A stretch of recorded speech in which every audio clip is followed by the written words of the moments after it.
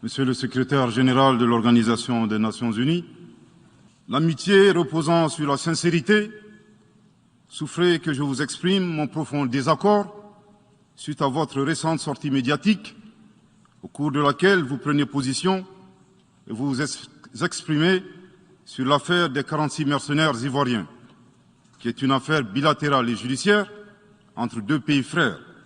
Il y a une crise diplomatique en ce moment avec la Côte d'Ivoire. Le Mali détient 46 soldats ivoiriens qu'il appelle des mercenaires. La Côte d'Ivoire dit non. Ils travaillaient au service de la mission de l'ONU, la MINUSMA. Tout d'abord, très rapidement, pour vous, ce sont des mercenaires ? Non, ce ne sont pas des mercenaires, c'est évident.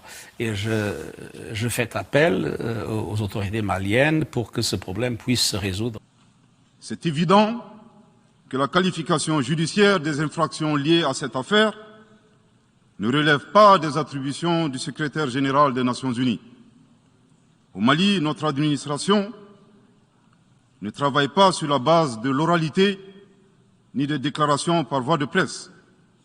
Par conséquent, nous nous en tenons scrupuleusement à la note verbale de la MINUSMA, la mission des Nations Unies pour la stabilisation au Mali, référence MINUSMA /PROT/NV/226/2022 du 22 juillet 2022, dans laquelle il ressort clairement qu'il n'existe pas de lien entre les 46 mercenaires et les Nations Unies.